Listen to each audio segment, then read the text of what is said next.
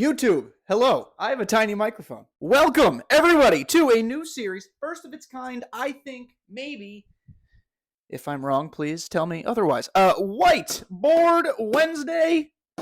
Yay! As you can see, this is very official. I have a pointer, and if you have a pointer, you're a fit. I don't know. I didn't know where I was going with that sentence. The point of Whiteboard Wednesday is to have some fun with MLB The Show. Will this series have gameplay, you ask?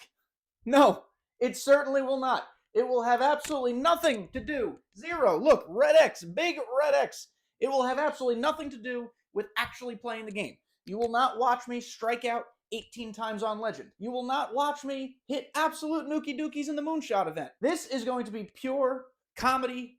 Hopefully, ultimately, your decision if you think it's funny. The point of this is to do something different, to do something fresh, and really to make a space here where we could just have fun. In this series, we're going to talk about content creation, content creators. We're going to talk about favorite cards. We're going to talk about MLB The Show 23 when that comes out. We're going to talk about anything that I could possibly think of in this silly old brain here. Now, the catch with Whiteboard Wednesday is that I need all of your helps. Hold on, let me get the pointer.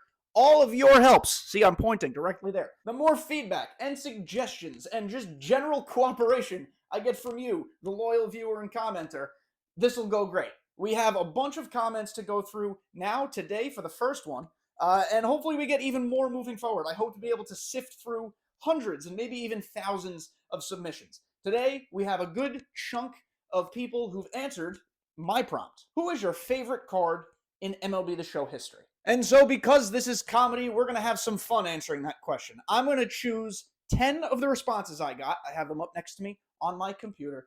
And I'm going to tell you, because I'm the smartest person in this room, the only person in this room, I am going to tell you what your favorite card says about you. Please, everybody, before we move on, make sure you do 3 things for me. First off, like this video. Second, subscribe to this channel. Third, comment something down below. I don't care what it is.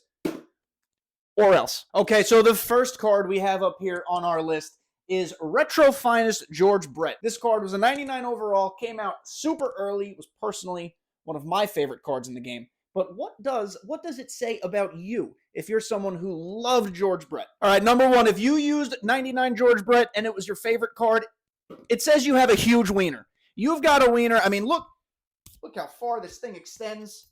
This is, you've got a wiener this long if you're using 99 George Brett and he's your favorite. That card slapped, immaculate swing. Could he play defense?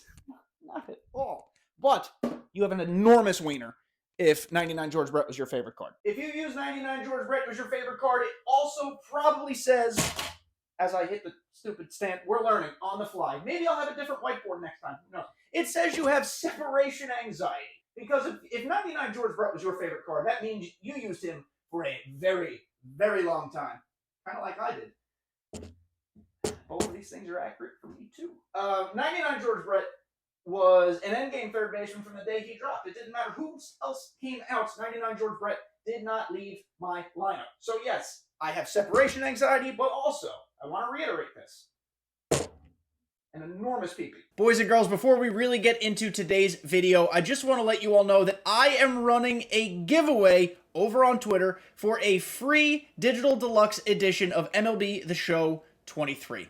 I will pin the tweet in the description. All you have to do, it's really simple. Retweet the tweet, follow me on Twitter, and then just subscribe to my YouTube channel and make sure you post a screenshot in the comments under the tweet that you subscribed. I will be announcing the winner on March 17th, exactly 1 week before early access for the game drops on March 24th. I am trying to do YouTube content big this year, news updates, the show, the podcast, everything and more, plus a couple surprises. Make sure you subscribe, and thank you guys for entering the giveaway. And now, without any more nonsense, let's get to the video. Next up on our trek through Diamond Dynasty history is 2021 Player of the Month, lightning symbol, tried my best, Kyle Schwarber. Now, if you were a fan of Kyle Schwarber and you thought he was your favorite card in Diamond Dynasty history, let me tell you, rule number 1 is you do not, we're going to do this live, do not care about defense.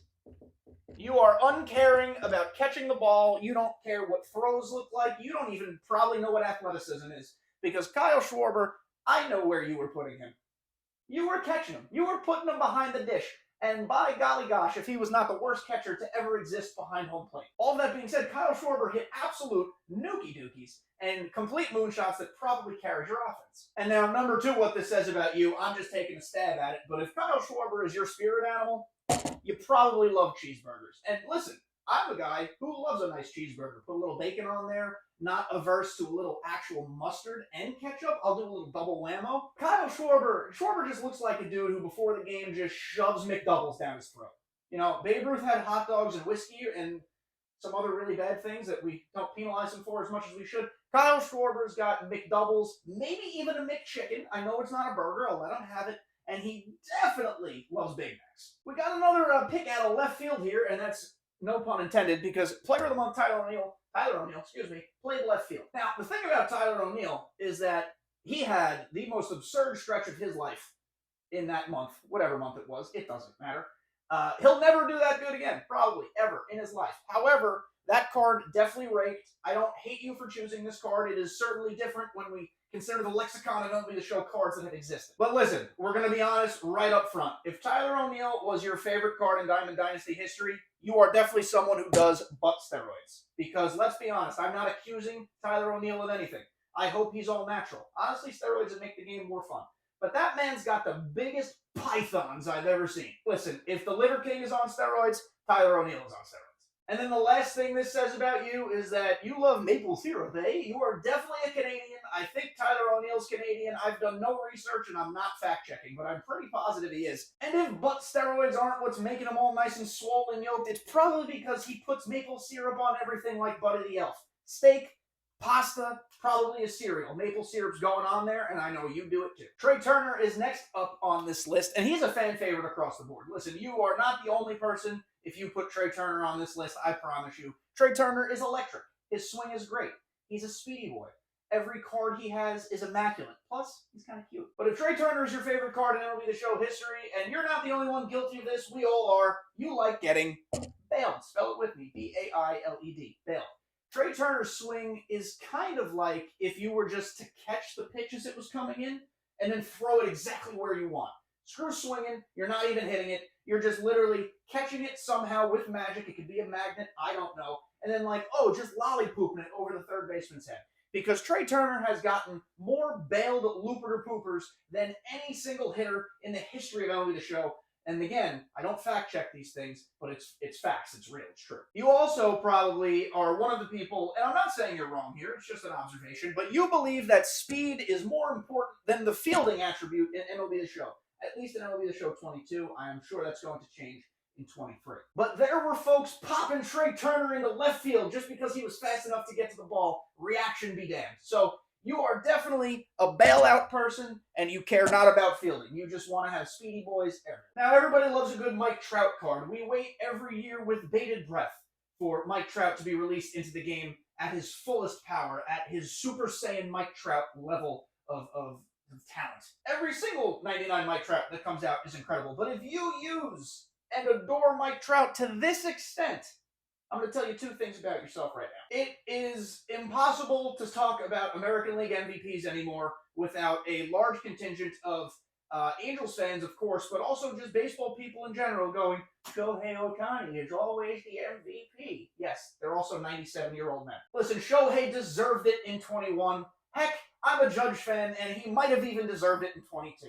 But let's not act like suddenly he is the every single year, close your eyes, write him down MVP. If you are one of the people who thinks Mike Trout is the best card ever created, doesn't matter what Mike Trout iteration it is, you're probably one of these people. And guys, we're just having a little fun here, so I hope no one gets offended by anything I say, because I can guarantee you by the time I'm done recording this, I'll have forgotten most of what I said. But secondly, if a Mike Trout card, specifically the 2021 or 2020 version, is your favorite card of all time, you're probably pretty boring. Another word to use here would have been unoriginal. Yeah, Mike Trout's phenomenal. He's got a swing that's almost as glitchy and Bailey as Trey Turner. But there are so many cards in Diamond Dynasty. You could choose 100 different outfielders. So just be unique, guys. Come on, be yourself. Okay, next up is someone I had to look up. Legend Series Dave Winfield. Now, full disclosure, large baseball fan, I obviously know who Dave Winfield is. Also, enormous MLB The Show fan. But I took the year of 2016 off from the game because I had just graduated from college and I was trying to be a real adult human being. So I had to look up Dave Winfield. Apparently, he had a card that was in the Legend Series that was 97 overall. This is news to me. Dave Winfield is one of the legends, by the way. I hope we get back for MLB The Show 23, because I feel like he'd be a ton of fun, especially with the DH now. But the first thing Dave Winfield being your favorite card of all time says about you is that you're probably 67 years old. You are in your glory days. This is like you're getting ready for retirement. You're checking your 401k every day. Perhaps you have some sort of a Roth IRA. I don't know what any of that means. You are definitely over the hill, because on no earth should someone of roughly my age think the 97 overall 2016 Legend Series Dave Winfield was the best card of all time. Now, all of that being said, it's also very important to note that you also probably enjoy very large nukes, because Dave Winfield was that era's Giancarlo Stanton. That man was an Adonis of a human being. He hit absolute moonshots, had a rocket for an arm, and he was just a jolly fella to be around. Next up, one of you heroes on the Google form put Live Series Brandon Lau. And let me tell you, this year's Brandon Lau is the best card of all time. I am not a fan of the Tampa Bay Rays. In fact, I despise them. However, this man right here single-handedly carried multiple flawless runs for me this year, and I will love him eternally. So, number one, what does this being your favorite card say about you? Well, you're probably me. I did not put Brandon Lau on this sheet. I did not put anything on this sheet. However, if you think this, you're probably me.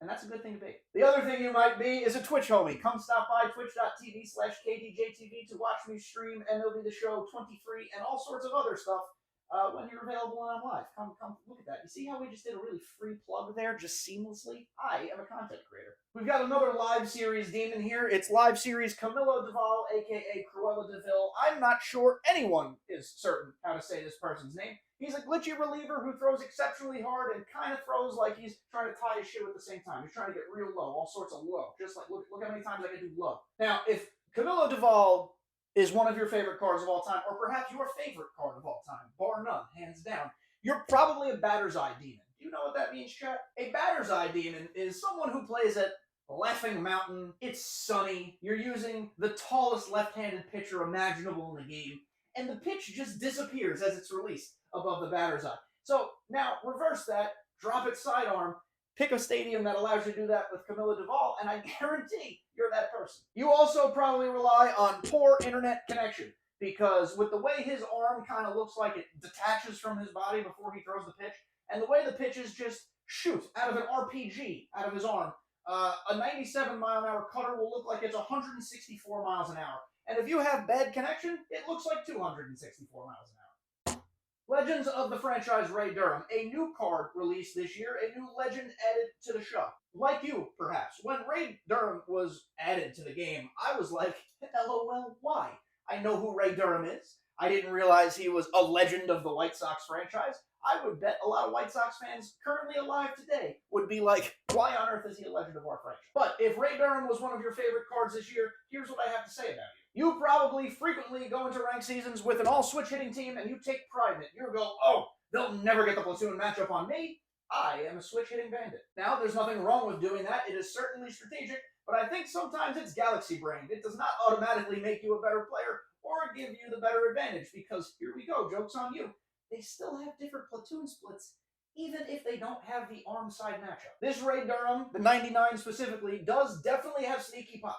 I'm not going to deny that. There are times where he hits the ball, and I am stunned that it is hit with the exit velocity and then the ensuing distance that has then happened. However, Ray Durham is a slappy boy, and you are probably a slap boxing champion of Mississippi if you enjoy Ray Durham that much, because let me tell you, he will get some of the most infuriating hits against you that you'll ever witness in your entire life. Finally, on our journey through MLB The Show history, one of you absolute hooligans put Pepe Alazar. Now, who is Pepe Alazar, you ask, if you are new to MLB The Show, if you are one of the uninitiated? He's not even real. Pepe Alazar was an infuriatingly fake player created that had max stats in every category. To get him was too complicated to even tell you all right now in this short video.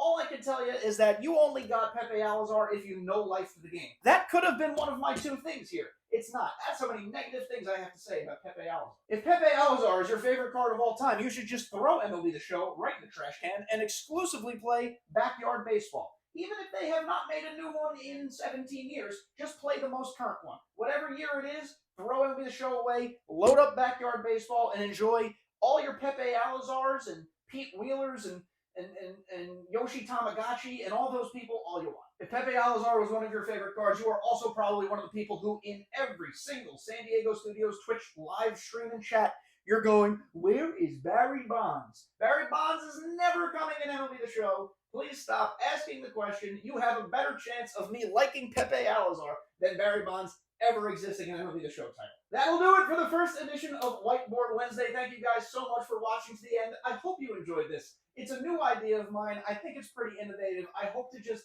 have some comedy and have some fun with you guys throughout the course of MLB The Show 23.